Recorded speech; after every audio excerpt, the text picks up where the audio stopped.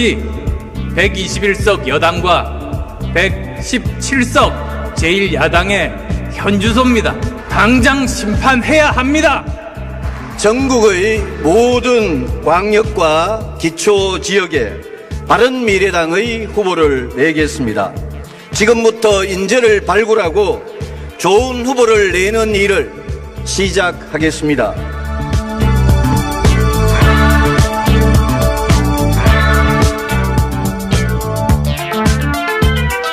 바른미래당 출범에 즈음한 안철수, 유승민 두 사람의 주장 들었는데요. 두 사람의 시선은 공히 지방선거를 향하고 있죠.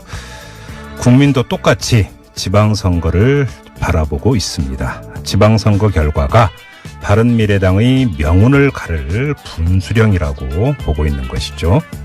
네, TBS 보도국의 양아름 기자 모셨습니다. 어서 오세요. 네, 안녕하세요. 자, 국민의당과 바른정당이 결국 통합을 했네요. 그렇습니다. 이제 통합신당 바른미래당이 공식 출범했는데요. 네. 오늘 바른미래당이 합당안을 추인을 하고 이제 초대 대표로는 박주선 국회부의장 그리고 유승민 의원을 합의 추대했습니다. 바른미래당은 이제 국민의당에서 21석, 바른정당에서 9석 이렇게 이제 합쳐서 네. 30석 규모로 시작을 했는데요. 네. 원내 제3정당이 됐습니다. 네. 그리고 이제 앞에서 지방선거를 이제 두 사람이 향하고 있다 이렇게 말씀을 하셨는데 오늘이 2월 13일이고 이제 6월 13일에 지방선거가 치러지잖아요. 네네. 이제 넉 달 남았습니다. 정확하게 이제 120일 앞으로 다가왔는데요. 중앙선거관리위원회가 이제 오늘부터 광역자치단체장과 교육감 선거 그리고 이제 국회의원 재보선 예비후보자 등록을 시작했습니다. 네. 현역 국회의원이나 공무원 이렇게 입후보가 제한되는 사람은 예비후보자로 이제 등록을 하려면 등록 전까지는 이제 사직을 해야 하고요. 네네. 예비후보도 이제 공식 선거운동 전까지 제한된 범위 내에서는 일부 선거운동을 할 수가 있습니다. 이제 바야흐로 시작이 되는군요. 네. 이제 또 관련해서 소식을 하나 이제 뭐 전해드리면 네네. 자유한국당 박찬우 의원이 사전 선거운동을 한 혐의가 인정돼서 벌금 300만 원을 이제 선고받았는데요. 네. 공직선거법에 따라서 이제 벌금 100만 원 이상을 확정받았기 때문에 의원직을 잃게 됐습니다. 네네. 먼저 이제 박 의원의 혐의를 보면은 20대 총선을 앞두고 당시 새누리당 충남도당 당원 단합대회를 열어서 선거구민 750명을 상대로 이제 사전 선거운동을 한 혐의였는데요. 이 때문에 재판에 넘겨졌습니다. 네. 박 의원이 이제 의원직을 상실하게 되면서 국회의원 재보선이 확정된 지역이 현재까지 7곳이 됐습니다. 네. 게다가 이제 자유한국당 이군현 의원, 권석창 의원도 정치자금법 위반, 불법 선거운동 혐의로 이제 재판을 받고 있는데요. 네. 1심에서는 의원직을 상실했고요. 재보선 확정 될 지역 앞으로도 좀 더 늘어날 가능성이 있다고 보시는 거죠? 그러니까 여기에다가 이제 뭐 그 광역단체장이나 네. 이런 뭐 지방선거 출마 때문에 의원직을 사퇴하는 사람들이 나오게 되기 때문에 10곳 이상에서 재보궐선거가 치러지게 될 것 같은데요. 네. 이렇게 되면 미니 총선으로 갈 수도 있을 것 같습니다. 자, 그리고 최순실 씨 오늘 선고가 있었네요. 그렇습니다. 박근혜 전 대통령의 비선실세 최순실 씨 1심에서 징역 20년에 벌금 180억 원을 선고받았습니다. 네. 검찰이 구형한 형량은 징역 25년이었습니다. 그리고 안종범 전 청와대 수석에게는 뇌물수수 등의 혐의로 징역 6년, 벌금 1억 원이 선고가 됐고요. 네. 신동빈 롯데그룹 회장에게는 70억 원의 뇌물을 이제 준 혐의로 징역 2년 6개월이 선고가 됐습니다. 네. 그리고 신동빈 회장은 법정에서 구속이 됐습니다. 예. 오늘 판결은 이제 지난 이재용 삼성전자 부회장에 대한 항소심 결과도 이제 좀 비교를 해봐야 하는데, 오늘 최순실 씨 1심 재판부는 안종범 전 수석의 그 수첩, 네. 증거 능력을 인정을 했습니다. 네. 또 삼성이 구매했던 마필의 소유권이 사실상 최 씨에게 있다. 또 이제 삼성이 최 씨의 딸 정유라 씨에게 제공한 승마 훈련 비용도 뇌물로 인정된다. 이렇게 판단을 했습니다. 네네. 이재용 부회장 때와는 이제 좀 다른 결론이고요. 네. 항소심 때와는요. 다만 이제 같았던 것은 삼성 경영권 승계에 대해서 묵시적 청탁이 없었다. 이렇게 본 점입니다. 아무튼 징역 20년형이 선고가 됐는데 그 전에 선고가 내려진 게 하나 더 있었죠. 이 딸 정유라 이화여대 부정입법 네, 선고 관련해서 그렇죠. 징역 5년이었던 거예요. 그러면 도합 25년이 되는 거죠. 네. 네. 기네요. 네. 오늘 이 소식 좀 구체적으로 더 다루시죠. 요 문제는 오늘 판결은 당연히 짚어야죠. 네. 이 뉴스 예보가 끝나는 대로 바로 한 분 연결해서 자세히 짚어보도록 하겠습니다. 미국으로 가볼까요? 네, 도널드 트럼프 미 대통령이 또다시 무역 전쟁을 예고했습니다. 네. 한국, 중국, 일본에 대해서 호예세를 도입하겠다 이렇게 이제 밝히고 나온 건데요. 이 호예세란 게 뭐냐 했더니 다른 국가들이 미국산 제품에 부과하는 세금만큼 미국이 해당 국가 제품에 이제 똑같이 동일하게 부과하는 수입세를 말합니다. 보통 단어에 이제 어감이라는 게 있잖아요. 네. 호해하면 상당히 좋은 어감인데. 그렇죠. 180 완전히 뒤집어져 버렸죠. 실질적으로는 전혀 좋지 않은. 그렇죠. 네. 전쟁이죠, 전쟁. 네. 네, 현지 시각으로 이제 10일 트럼프 대통령이 백악관에서 열린 인프라 투자 관련 회의에서 이렇게 이제 말을 했다고 하는데 네. 미국을 이용한 국가들의 청구서를 내밀 것이다. 그들 가운데 일부는 이른바 동맹이지만 무역에 있어서는 동맹이 아니다. 네. 라면서 우리는 중국과 일본, 한국 등 다른 많은 나라들한테 어마어마한 돈을 잃었다. 이렇게 말을 했습니다. 네. 이거 먼저 팩트체크부터 해봐야 될 것 같은데요. 그러니까요. 네, 트럼프 대통령은 그리고 지난해 이제 5월 블룸버그 통신과의 인터뷰에서도 호예세에 대한 강한 믿음을 갖고 있다. 이렇게 말을 하면서 특정 국가가 우리에게 52%의 세금을 매기는데 우리는 같은 제품에 대해 세금을 매기지 않는다면서 네. 호예세를 도입하겠다. 이런 의지를 강하게 드러냈습니다. 네네. 이 호예세 실제로 도입될지 여부는 이제 확실하지는 않은데 미국이 이제 지난달 한국산 그런 수입 세탁기와 태양광 제품에 대해서 세이프가드를 발동을 그랬죠, 했고요. 그랬죠. 또 뭐 한국산 테이퍼 롤링 그 롤러 이렇게 베어링 제품 네. 여기에도 이제 반덤핑 관세를 부과하는 예비 판정 결과를 또 발표하기도 하면서 보호 무역주의 계속해서 이제 강하게 밀어붙이고 있는 상황입니다. 한마디로 정리하면 트럼프는 호해라고 쓰고 보복이라고 읽고 있는 건데. 그러네요. 그렇죠. 네. 자, 이건 한번 짚어야 됩니다. 그래서 국제통상 전문가인 최원목 이화여대 법학전문대학원 교수 연결해서 잠깐 도움 말씀 듣도록 하죠. 여보세요. 네, 안녕하십니까? 예, 안녕하세요, 교수님.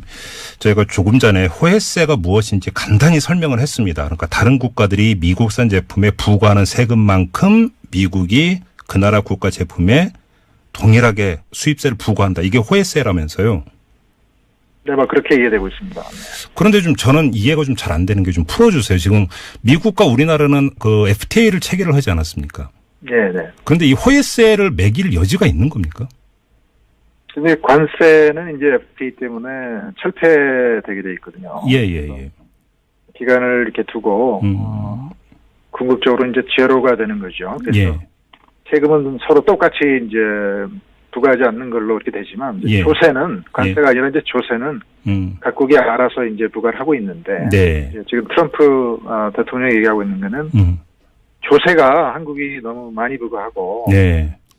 미국은 별로 조세를 부과하지 않는데 예. 그래서 미국 제품을 한국에서 팔 때 조세 네. 장벽이 상당히 세다. 그러니까 그 차액만큼 한국 제품이 미국으로 들어올 때 그 조세 차이만큼 저희가 이제 관세로 또는 네. 부가금 뭐 이런 걸로 이제 차액을 이제 상쇄시킬 만큼 이제 네. 뭔가 새로운 제도를 도입하겠다. 그런 걸로 이해가 됩니다. 그러니까 쉽게 말해서 관세가 아니라 조세, 그러니까 예를 들어서 부가가치세를 매기고 무슨 뭐 부가가치세도 우리는 10% 예. 일괄적으로 다 매기고 있고 예. 또 교육세 이런 게 있습니다. 우리는. 그렇죠. 예. 예, 뭐 상당한 제품, 자동차나 카메라니 뭐 이런 것들에 대해서 전자제품도 있고요. 네네. 교육세를 한 30% 정도 매기고 있을 거예요. 그래서 상당히 높다고 미국은 판단하는 거고. 예. 또 개별 소비세 뭐 이런 것도 있습니다. 그렇죠. 예. 자동차 살 때 개별 소비세 내거든요. 예. 이게 한 5%인가 8% 이렇게 됩니다. 네네. 미국은 그보다 낮거나 안 부과하는데 왜 한국은 부과하느냐. 이제 그런 거를 이제 트집 잡고 있는 것 같습니다. 그러면 지금 이렇게 지금 교수님 트집 잡는다고 표현을 하셨는데 이렇게 트집 잡는 게 FTA 체결 정신에 위배되는 거 아닌가요, 교수님? 사실 조세는 그 나라 나름대로의 이제 이유가 있어서 네. 정부 재정이나 이런 것 때문에 네. 사정이 서로 다르잖아요. 그렇죠. 조세 체계가 있는 건데 네. 또 조세를 또 수입돼 온 제품에만 우리가 부과하는 것도 아니에요. 우리 국내에서 생산된 제품에도 똑같이 이제 조세율을 똑같이 맞춰서 부과하고 있단 말이에요. 그렇죠, 그렇죠. 예. 외국 제품이 들어와서 경쟁하는데 뭐 특별히 국내 제품에 비해서 뭐 불리하거나 그런 건 아니거든요. 네. 그런데 이제 그 차이를 조세 차이를 국가 간의 차이를 이제 트럼프 미 대통령이 이렇게 문제 삼는 거는 네. 상당히 국제적으로 봐도 상당히 어떻게 보면 새로운 어프로치고 네. 어떻게 보면 이제 미국이 좀 트집을 잡는 성격이 있고. 네. 근데 조금 미국이 뭐 아주 정말 특수한 대형 자동차라든지 예. 우리나라가 별로 생산하지 않는 제품이에요. 뭐 이런 거를 트집 잡아서 우리나라 제품 자체가 생산되지 많이 안 않고 있는 이런 거를 이제 우리나라 조세 장벽 때문에 우리나라에 들어오는 게 좀 어렵다. 내 수요를 이렇게 창출하기가 어렵다. 네. 비싸지니까. 예. 그렇게 얘기하는 거는 어느 정도 이해할 수가 있는데 네. 일반적으로 이 우리나라 수출하고 있는 많은 제품들이 우리 국내에서도 같이 생산되고 있는데 네. 조세 차이를 우리가 두고 있지도 않은데 그걸 가지고 국가 간의 차이를 문제 삼는 건 좀 논리적으로 문제가 있다고. 아니 그러니까 교수님이 설명 말씀 듣다 보니까 어이없는 게 국내산하고 미국산에 대해서 다른 조세를 매긴다면 모르겠는데 네. 통일하게 지금 세율을 매기는데 이걸 가지고 지금 그 트집 잡는 건 정말 말이 안 되는 것 같은데 트럼프가 여기에 어떤 숨은 목적 이런 게 깔려 있다고 봐야 되는 겁니까? 어떻게 읽어야 되는 겁니까? 네, 어쨌든 조세를 좀 높게 부과하면 네. 차별을 하지 않더라도 예. 국내 수요가 좀 줄어들긴 하죠, 그죠? 그렇겠죠. 왜냐면 가격이 좀 올라가니까. 그래서 네. 그만큼 미국 제품이 한국으로 들어오기가 좀 어려운 측면은 있다. 이제 그걸 트집 잡고 있는 건데, 예. 논리적으로 좀 우리가 해석하자면. 예. 그 조세율을 좀 낮추면은 그만큼 전체 수요가 늘어날 테니까 미국 제품도 좀 수출될 수 있는 여지가 좀 더 늘어날 텐데, 그거를 이제 트집 잡는 건데, 네. 결국은, 이렇게 조금 상대방이 정말 받아들이기 어려운 굉장히 그 민감한 부분을 건드림으로써,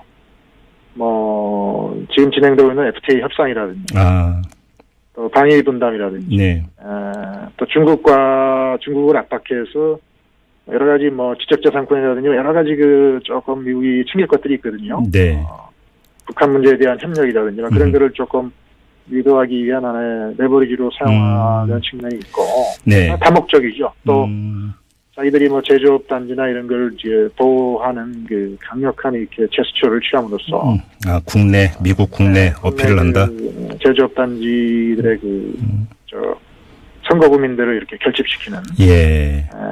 그런 무대포 전략이긴 하지만 상당히 효과적인 정치적인 제스처는 될 수 있다고 판단하는 것 같습니다. 그러면 지금 이게 계속 지속적으로 계속 압박을 가해올 가능성은 있다고 보세요? 아니면 일시적인 어떤 정치적 제스처로 끝날 거라고 보세요? 이 제도를 도입하겠다고 그랬으니까 예. 대통령이 한 말이니까 도입을 하겠죠. 그래요. 이제 상당한 이제 어젠다로 양국 간의 협상의 어젠다로 오를 수밖에 없고. 네. 뭔가 우리가 양보를 제공해야만 자기도 그걸 처리할 거 아닙니까? 네네. 양보를 얻어내려는 이제 하나의 레버리지를 삼기 위해서라도 이제 어떤 분명히 뭘 도입할 것 같아요. 알겠습니다. 근데 그게 국내적인 좀 법적인 문제라든지 의회해야 할 문제 이런 거는 상당히 시끄럽겠지만 그건 미국 대통령이 좀 감수하겠다 그런 메시지로 보입니다. 정리하자면 이건 통상의 문제가 아니라 내정 문제를 건드리는 거 아닙니까? 정리를 하자면. 네, 국제법적인 근거가 전혀 없는. 예. 그냥 결과적인 구역의 어떤 평등을 추구하기 위해서 네. 국내 문제도 스스로 좀 고쳐라. 이런 상당히 원초적인 압박을 가한 그러면서 다른 데서 신뢰를 좀 챙기려는 의도도 있는. 예. 힘이 정말 힘을 바탕으로 상대방을 굴복시키려고 하는 그런 전략이라고 봅니다. 알겠습니다. 저 말씀 여기까지 드릴게요. 네. 고맙습니다, 교수님. 네. 네, 최 교수님이 되게 자주 반복해서 하신 말씀이 있었거든요. 트집을 잡는다. 트집. 네, 딱 그거 같아요. 생트집이죠. 생트집. 그냥 트집도 아니고 생트집. 생트집. 그렇죠. 네. 아니 일국의 조세 정책은 그건 내정의 문제고 주권의 문제인데 네. 그걸 갖고 지금 트집 잡는 게 말이 되는 건가요? 얼마 전에 내정 간섭했던 이웃나라 어떤 분이 또 생각이 납니다. 그거 네. 관련해서는 그렇잖아요. 3부에 인터뷰 네. 하고요. 네. 짚을 건 다 짚을 거예요. 네. 다음으로 가죠. 네, 제네럴 모터스 GM이 한국 GM 군산 공장을 5월 말까지 폐쇄하고 네. 직원 2,000명에 대한 이제 구조 조정을 하기로 결정을 했습니다. 네네. 경영난을 극복하기 위한 자구 노력이라는 설명인데요. 한국 GM 군산 공장의 가동률 이제 20%를 밑돌고 있습니다. 네. 한국 GM이 어제 저녁에 이제 산업통상자원부 중에 이제 전화로 이런 사실을 통보한 것으로 전해졌는데요. 예. 우리 정부는 이제 유감을 표명하고 경영 정상화를 위해서 실사를 진행하겠다 이런 입장을 밝혔습니다. 네. 한국 GM이 그리고 이제 또 다른 사업장의 직원들의 대상으로도 희망 퇴직 신청을 받고 있는 것으로 전해졌습니다. 또 하나의 폭탄이 터진 거라고 봐야 될 거 아니겠습니까? 지금 노동자들은 이제 강력히 반발을 하고 있는데요. 이것도 저희가 계속 관심을 갖고 좀 그 추이를 지켜봐야 되는 문제인 것 같고요. 자, 짧게 한 소식만 더 전해주시죠. 네, 검찰이 이병호 청계재단 사무국장을 어제 긴급 체포해서 조사하고 있습니다. 이 씨가 이제 이전 대통령 측의 재산 관리를 오랫동안 해왔는데요. 이전 대통령의 차명재산 내역이 기록된 장부를 몰래 파기하다가 검찰에 적발이 됐다고 합니다. 네. 이 씨가 이제 검찰에서 도곡동 땅 매각대금 관리와 관련해서 2008년 BBK 특검 때 한 진술이 사실과 다르다 이렇게 진술한 것으로 알려졌고요. 또 지금 이명박 전 대통령 측에서는 변호인을 선임했다 이런 사실이 또 전해지고 있습니다. 한마디로 정리하자면 검찰이 한 발, 두 발 MB를 향해서 다가가고 있다. 이렇게 정리하면 되는 거겠죠? 네, 그렇습니다. 알겠습니다. 자, 이렇게 하면서 양아랑 기자를 보내드리고요. 저희가 내일부터 이제 설 맞이 특별 방송으로 들어가는데 네. 이 특별 방송 때는 양아랑 기자와 함께 하지를 못하게 된다고 얘기를 들었어요. 왜 도망가십니까? 제가 뭐 도로공사도 가고요. 네. 다른 취재를 위해서 잠시 자리를 비울 것 같습니다. 알겠습니다. 네. 자, 아무튼 설 잘 되시고요. 네. 설 지나고 뵙죠. 수고하셨습니다. 네, 고맙습니다. 비선 실세 최순실 씨에 대한 법원의 1심 판결이 나왔습니다. 징역 20년에 벌금 180억 선고를 했는데요. 자, 오늘의 판결 지금부터 자세히 짚어보겠습니다. 박영수 특검팀에서 특별수사관을 지낸 분입니다. 이정원 변호사 연결합니다. 여보세요. 네, 안녕하세요. 이정원입니다. 예, 안녕하세요, 변호사님. 네. 징역 20년에 벌금 180억 원을 선고를 했는데요. 총평부터 부탁드리겠습니다. 뭐 중형을 예상했는데 네. 20년이면 살인이라든가 이런 그 중요 네. 강력범죄에 비하면 국민들이 납득하지 못할 수도 있겠지만 예. 충분히 나올 만한 형량 선고라고 보여집니다. 나올 만큼의 형량이 나왔다 이렇게 평가를 하시는 거네요. 네. 근데 검찰의 구형에서 보면 벌금이 1,185억 원을 구형을 했는데 선고는 180억이었습니다. 이건 어떻게 보세요? 일단 그러니까 선고상 형량은 네. 납득할 만한데 네. 문제는 판결 선고 이유 중에 예. 몇 가지 문제들이 있죠. 예를 들면 이제 그 삼성의 뇌물 액수 이게 관련해가지고 바로 그 문제하고 연결이 되는 거죠. 그렇습니다. 그런 부분들의 상당 부분을 무죄로 판단했기 때문에 그렇죠. 그렇다 보니까 이제 전체적으로 벌금 액수가 낮춰질 수밖에 없었겠죠. 이제 그 뇌물 액수에 대한 판단이 다르니까 벌금액도 이제 같이 덩달아서 이제 내려간 건데. 네, 그렇습니다. 재판부가 판결문 읽는 데만 2시간 넘게 걸리지 않았습니까? 혐의가 18가지였기 때문에 그거를 여기서 하나하나 지금 다 짚는 것은 물리적으로 불가능할 것 같고요. 예. 지금 변호사님 같은 경우는 가장 주목을 해서 보는 그 포인트가 있다면 어떤 거였습니까? 우선 얼마 전에 선고되었던 그 이재용 삼성 부회장에 대한 항소심 판결. 예. 이거와 관련해서 네. 이제 과연 그 1심 이 최순실 이 재판부에서는 과연 그 어떤 부분을 이제 다르게 선고할 것인지. 그렇죠. 예. 이 부분이 사실은 굉장히 주목할 만한 대목이었고. 네. 이와 관련해서 우선 안종범 수첩의 증거 능력이라든가 이런 부분을 인정했던 부분. 예. 이런 부분들은 높이 평가할 만한데. 예. 그리고 또 사실 이게 너무 당연하다고 생각을 합니다. 왜냐하면 관련 재판, 이와 관련되는 모든 재판에서 안종범 수첩의 증거 능력을 모두 다 인정을 했거든요. 예. 그리고 이미 대법원 확정 판결이 난 관련 사건에서도 안종범 수첩의 증거 능력을 인정한 걸 전제로 해서 판단했습니다. 예. 근데 유독 이재용 그 항소심 재판에서만 이걸 달리 판단했기 때문에 증거 능력을 인정을 안 했죠. 예, 거기서는. 그렇습니다. 네. 예, 그래서 과연 이번 선고에서는 어떻게 판단할 것인가,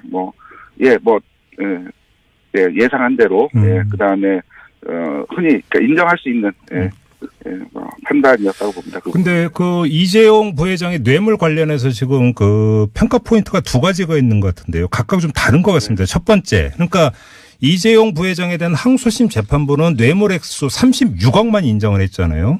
네, 그렇습니다. 예를 들어서 정유라에게 지원했던 마필 같은 경우는 소유권이 넘어가지 않았기 때문에 뇌물로 인정을 하지 않았는데. 예. 지금 이번 최순실 재판부는 지금 72억 9천만 원을 뇌물액으로 인정을 했단 말이죠. 이 점은 어떻게 봐야 되는 겁니까? 네, 그렇습니다.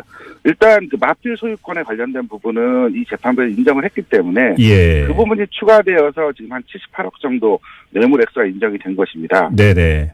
예, 그런데 그 이외에 삼성에서 이런 저런 명목으로 지원했던 금액들, 그런 뇌물 액, 그러니까 이거 즉 제3자 뇌물 수수 부분을 받아들이지 않은 부분이거든요. 예. 즉 삼성의 경우에는 승계 작업이 있다라고 인정되지 않고 그에 따라서 부정한 청탁이 없었다고 판단한 겁니다. 네. 그런데 이와 관련돼서 뭐 SK라든가 그다음에 롯데의 경우에는 제3자 뇌물수 다 인정해서 유죄 판단을 했거든요. 예. 그러면 제가 단순하게 삼성만 이렇게 오려낸 듯이 판단한 것이 좀 기이하긴 합니다. 좀 단순하게 질문 좀 하나 드릴게요. 오늘 그 재판부대로 뇌물액을 72억 9천만 원을 뇌물액으로 만약에 그 이재용 부회장 항소심 재판부에서도 인정을 했다면 네. 뇌물액을 36억이 아니라 72억으로 인정을 했다면 네. 집행유예 판결을 할 수 있었을까요? 불가능하다고 보여지고요. 그래요. 뇌물 액수가 36억이라고 하더라도 집행유예가 나올 사안은 아니죠. 그러니까요. 예, 그렇긴 하죠. 네. 근데 또 한 가지는 지금 묵시적 청탁이 없었다라고 하는 점은 동일하지 않습니까? 네, 그렇습니다. 이건 어떻게 봐야 되는 겁니까, 변호사님? 그 부분이 좀 답답한 부분. 제가 조금 전에도 말씀드렸듯이 예. 다른 사안의 경우에는 그 부정한 청탁, 묵시적 청탁이라고 뭐 하는데 어쨌든 그 부정한 청탁이 있었다라고 다 인정하여서 롯데의 경우에도 그 신동부 회장은 오늘 법정 구속되지 않았습니까? 네네. 그다음에 SK 같은 경우에는 제3자 뇌물 요구를 했다는 측면에서 SK는 이제 직접 그 뇌물을 거절했기 때문에 기소가 되지는 않았지만 어쨌든 그 뇌물을 요구했다는 부분을 받아들여서 그 부분도 역시 유죄로 판단했습니다. 그런데 유독 삼성만 부정한 청탁이 없었다고 판단하는 것은 이해하기 어렵죠. 참. 그러니까 그 이재용 부회장에 대한 항소심 재판부는 이른바 요구형 뇌물 이런 식으로 이제 성격 규정을 하지 않았습니까? 그러니까 그렇습니다. 그 청탁에 따라서 그러니까 자기가 자발적으로 뇌물을 갖다 바친 게 아니라 힘센 사람이 요구하니까 어쩔 수 없이 그 갖다 줄 수밖에 없었다. 일종의 피해자다 이런 식으로 본 건데 좀 비슷하게 봤다는 이야기가 되는 거잖아요. 예, 그렇다고 봐야죠. 그래요? 예, 그 부분을 혹시 양형사유 정도로 반영을 할 수 있을지 모르겠지만 그에 대한 충분한 진술이 있고, 그다음에 실제로 만났던 그 일자들이 있고, 그와 관련돼서 안정범 수첩이라든가 아니면 그 관련자들의 진술에 의해서 충분히 혐의가 입증된다고 보여지는데, 법원이 그 부분을 인정하지 않은 거는 저로서는 좀 아쉽다고 보여지네요. 왜 삼성에 대해서만 그런 판단을 할까요? 그냥 대답은 그냥 우리 애청자 여러분들의 판단에 맡기죠. 변호사님. 자, 그리고 또 한 가지 미르재단하고 K스포츠재단 이건 지금 뇌물죄 인정을 안 했죠. 재판부에서. 네, 그렇습니다. 이건 어떻게 봐야 되는 겁니까? 그 판단을 어떻게 봐야 되는 건가요? 이 부분은 일단 그와 관련돼서 그러니까 이번 판결에서 이 부분은 유의미하다고 보여집니다. 그러니까 직권남용하고 강요죄는 전부 다 인정을 했거든요. 그리고 직권남용과 강요죄의 그 강요를 한 주체는 청와대다라고 하는 부분은 명시했습니다. 그런 의미에서 이제 그 부분 충분히 이해가 됩니다만, 글쎄요, 이제 그 부분도 뇌물로 봐야 되는 것이 아닌지, 그 부분에 대해서 재판부가 그렇게 판단한 거에 대해서 저희가 논평하기 좀 어렵네요. 알겠습니다. 그 이재용 부회장에 대한 항소심 그 판결이 나왔을 때 이게 강압에 의해서 돈을 갖다 바친 것 일종의 피해자로 그 봤기 때문에. 최순실 박근혜 두 피고인에 대한 오히려 그 재판은 더 엄해질 가능성이 있다. 이런 그 전망이 나왔었는데요. 자, 그러면 오늘 그 최순실 씨에 대한 이 판결이 이렇게 지금 연결이 되고 있다고 보세요? 변호사님? 그렇죠. 그렇다고 한다면 당연히 이 판결의 영향 때문에 박근혜 대통령 재판도 중형 선고가 예상될 수 있습니다. 그러니까 바로 그 점인데요. 그럼 박근혜 전 대통령에 대해서도 상당한 중형의 어떤 그 판결이 나올 거다 이렇게 전망하시는 거고요. 그렇다고 보여집니다. 그래요. 그리고 또 하나는 오늘 적어도 이 판결 내용 안에서 안정범 수첩의 증거 능력을 인정했다는 부분이라든가 이런 기존의 이재용 삼성 부회장 그 항소심 재판과 다 대치되는 부분들이 있기 때문에 제가 봐서는 그 대법원에서 항소심 판결을 파기할 가능성이 굉장히 높아 보인다. 이재용 그러니까 부회장에 대한 항소심 집행유예 판결을 말씀하시는 거죠? 그렇습니다. 그래서 다시 파기 완성돼서 다시 그 심리가 그 진행될 가능성이 높다 이렇게 보는 진행될 거예요. 가능성이 높습니다. 그렇죠. 그거는 사실 이제 정경유착을 어떻게 보느냐의 문제로까지 연결이 되는 것 아니겠습니까? 법리상으로 봐도. 그렇습니다. 그래서 이건 이제 주목거리가 될 것 같은데 마지막으로요. 신동빈 롯데그룹 회장에 대해서 법정 구속까지 했는데 이건 어떤 판단 때문에 이렇게 그 판결이 나온 겁니까? 그 재판부에서 그 얘기를 했듯이 예. 절대 권력자와 재벌 사이에 예. 그 무엇인가 주고받았다라고 하는 것이죠. 네. 예, 이제 뭐 그런 부분들에 대해서 결국 정경유착의 전형적인 사례이고 네. 그 부분을 엄히 판단해야 되는 측면에서 예. 집행유예가 법정 구속이 되었습니다. 그러니까 이거에 비추어 본다면 네. 전체적인 뇌물 액수, 그다음에 그것으로 인해서 받았던 이익 이런 것들을 전부 고려한다면 예. 이재용 삼성 부회장에 대한 재판 결과는 납득하기 어렵죠. 그러니까 계속 대비가 되는데 어떤 사람은 네, 법정 그렇습니다. 구속되고 어떤 사람은 집행유예로 풀려나고 완전 극명하게 대비가 되네요. 그러면. 네, 그렇습니다. 알겠습니다. 그럼 뭐 대법원의 또 판결을 기다리는 수밖에는 뭐 법적으로는 다른 방법이 없는 것 아니겠습니까? 네, 그리고 뭐 1심 이 선고도 있으니까 아마 네네. 항소심에서도 또 치열한 그렇겠죠. 또, 네. 네. 알겠습니다. 자, 변호사님 말씀 여기까지 들을게요. 고맙습니다. 네, 감사합니다. 네, 지금까지 이정원 변호사였습니다. 뉴스보다 재밌고 뉴스보다 뜨거운 무적의 댓글 시간입니다. 최광기 토크 컨설팅 대표 모셨습니다. 어서 오세요. 네, 안녕하세요. 최광기입니다. 자, 첫 소식 가볼까요? 네, 이번 설 연휴에 뭐 많이들 쉬실 텐데요. 네. 내일부터는 뭐 고향 앞으로 출발하는 분들도 많으실 테고요. 그러겠죠. 근데 쉬지 못하고 근무하는 분들도 꽤 많다고 합니다. 네네. 특히 백화점이나 대형마트, 면세점의 경우 대목이라고 영업을 늘리기도 하는데요. 이곳에서 일하는 분들이 오늘 드디어 목소리를 냈습니다. 네. 백화점이나 대형마트, 면세점의 노동자, 가맹점주 등이요. 명절날 쉴 권리를 요구한 건데요. 네. 설 당일만이라도 의무휴일로 지정해달라는 겁니다. 네. 사실 이 유통산업법에 따라서 월 2회 의무휴업이 실시되고 있지만요. 네. 이 대목이라는 이 명목하에 명절 영업이 이뤄지는 곳이 많다고 합니다. 네. 그리고 더 나아가서 월 4회 휴무를 보장해달라고도 요구했습니다. 여러분은 또 어떻게 생각하시는지 근데 궁금하네요. 저는 명절 당일날 네. 그 백화점이나 대형마트를 가본 적이 별로 없어서 이날 손님이 많나요? 있어요. 있긴 있어요. 네, 있어요. 저는 지금이야 이제 제사를 저희 집에서 지내는데 네. 시댁에 갔을 때는 꼭 한 번씩 가봐요. 괜히 바람 쐬러. 근데 괜히입니까? 의도적으로. 아니 뭔가 이렇게 괜히 빠진 게 있더라고. 사야 될 것도 있고 뭐 그래서 이렇게 한번 가보는데 네. 있어요. 예, 꽤 사람 많아요. 더 이상 안 여쭤보겠습니다. 네. 댓글 소개해 주세요. 백땡님께서는요, 이분들도 누군가의 부모고 자식입니다. 꼭 쉴 수 있게 해주세요. 뭐 이렇게 얘기해 주셨고요. 네. LRK 땡땡님께서는요, 휴일 늘려도 됩니다. 나도 소비자로 불편을 감수할 의향이 있음. 이렇게 얘기해 주셨습니다. 네. 시오 땡땡님께서는요, 옳소! 마트 사장 직원들은 조상도 없냐? 이런 얘기를 해주셨습니다. 그러니까, 예. 네. 반대 의견은요. 예. 투땡땡님께서요. 글쎄 오히려 안 쉬길 원하는 사람들도 꽤 될걸요. 명절날 집에선 더 스트레스 쌓입니다. 조금 전에 이런 그 얘기. 최광기 대표에서 괜히 간다고 했는데 괜히가 아닌 게 바로 여기서 딱 나오는 그렇죠. 거죠. 벌써 일주일 전부터 저 허리가 아프고요. 괜히 눈도 침침하고 네. 목도 아프고 그래요. 파스 하나 사드릴까? 파스로 될 일이 아니에요. 지금 여기서 파스 냄새 안 나요. 지금. 네. YLW 땡땡님께서는요. 예. 연애 버스 기사도 좀 쉬고 지하철 기관사도 좀 쉬고 마트 좀 쉬고 편의점도 좀 쉬고 다 쉬면 좋지만 누군가는 일을 해주셔야 세상이 돌아갑니다. 네. 특별수당을 챙겨드리는 게 맞을 듯 이런 얘기 해주셨습니다. 우리 설 특방하는 거 알고 계시죠? 네. 특별수당. 이런 자, 거 중요하다고 다음 소식 얘기했는데 전해주세요. 네. 꼭 이런 데는 흐릿해요 사람이. 다음 참, 소식으로 네. 갑니다. 네, 김종민 네. 씨 혹시 쇼트트랙 선수들 체격이 작은 이유가 뭔지. 아니 저 이거 진짜 진짜 궁금했는데 화면으로 보면 작아 보이는데 네, 네. 아 이게 화면상으로 유니폼 때문에 작아 보이는 건지 네. 실제로 작은 건지 저는 그게 정말 궁금했었거든요. 실제로 좀 작다고 하네요. 아, 그래요? 네네네. 예.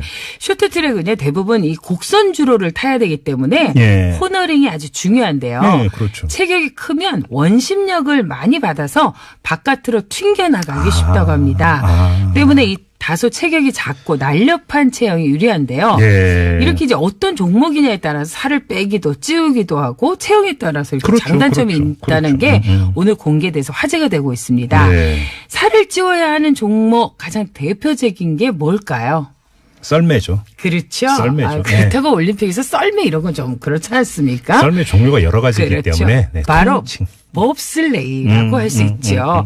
무게가 많이 나갈수록 설매 속도가 이제 빨리 더 붙어서 경기에 유리하기 때문인데요. 그렇죠. 그래서 이제 봅슬레이 선수들은요, 경기를 앞두고 5, 6개월에 걸쳐서 서서히 20-30kg을 찌운다고 합니다. 예. 와, 5, 6개월에 20-30kg 네. 찌울 수 있습니다. 이거. 권투 선수하고 정반대군요. 네. 권투 선수는 개체량 통과하기 위해서 그렇죠. 어떻게든 다이어트 하는데. 이 동계올림픽에도 그런 선수들도 있어요. 네. 이 멀리 날아야 하는 스키 점프는요. 그렇네. 몸무게가 적게 나가야 유리하대요. 그래서 그렇죠. 몸무게를 이제 줄이는데 이게 또 무제한으로 줄이게 되면 그렇게 되면 이제 문제가 돼서 국제스키연맹은요, 체질량 지수에 따라서 스키 길이를 제한을 하고 있대요. 왜냐하면 스키 점프는 스키 길이가 길수록 기록이 잘 나오기 때문에 체질량 지수가 20일 미만인 선수는 페널티로 짧은 스키를 신어야 한다고. 또 이런 규정이 있어요. 왜냐하면 이렇게 몸무게 적게 나가면 멀리 나가니까 이런 제한을 안 두면 무제한 뺄 수 있겠죠. 그렇죠. 그래서 한번 빼봤으면 좋겠네, 진짜. 난 봅슬레이 선수가 딱 맞아. 아우, 난 진짜 꼭 국가대표 관계자 여러분 저를 좀 등용해 주시면 절절한 자기 고백이었습니다. 슉슉 나갑니다. 네, 여기에 제가 말 함부로 섞었다가 혼나기 때문에 됐고요. 들으세요. 그래서 댓글로 가겠습니다. CVN 땡땡님께서는요. 네. 봅슬레이를 했어야 했어. 이분도 저하고 진짜 살찌면 유리하다는 말. 진짜 우리 같이 해요. 우리 왜냐면 네. 단체전도 있거든요. 네. 그러니까 CVN 땡땡님하고 저하고 단체전에 출전하는 거야. 네네. 아유, 생각만 해도 기분 좋네. JSG 땡땡님께서는요, 내가 이래서 눈썰매도 무서워서 못 타. 가속도 붙어서 너무 빨라. 제가 듣기 좋으시라고 한 말씀 해드릴게요. 네. 후덕하신 분들이 썰매를 잘 타세요. 참, 김정배 씨는 뭐라고 얘기해도 얄미워요. 아우, 나 진짜. 좋은 말씀 드려도 왜 이러세요? 보기에 김정배 씨도 그렇게 그래. 스마트하진 않아. 똥배 나왔어요. 똥배 나왔어요. 그래, 똥배 나왔어요. 네. LOV 땡땡님께서는요. 네. 나도 스키점프 선수처럼 살 많이 빼고 반취익 소리 한번 듣고 싶다. 정말 나도 정말 이해동문입니다. 네. OLL 땡땡님께서는요. 스키점프 보면서 선수들이 너무 호리호리 말라서 신기했는데 이런 그러게요. 이유들이었군요. 네. 또 PHIA 땡땡님께서는요. 얼마나 자기 관리가 필요한지 눈물 나네요. 이런 얘기를 해주셨습니다. 근데 정말로 맞는 게요. 스포츠는 자기와의 싸움이라는 말이 딱 맞는 것 같아요. 네. 다른 선수와의 그 경쟁은 두 번째고 자기와의 싸움인 것 같아요. 오늘 방송은 진짜 김정배 씨와의 싸움이에요. 내가 정말 인간성 테스트. 얼른 갔어요. 뭐 수고하셨어요. 후덕해? 최광기 진짜 안 그래도 대표였습니다. 스트레스인데. 내일 뵐게요.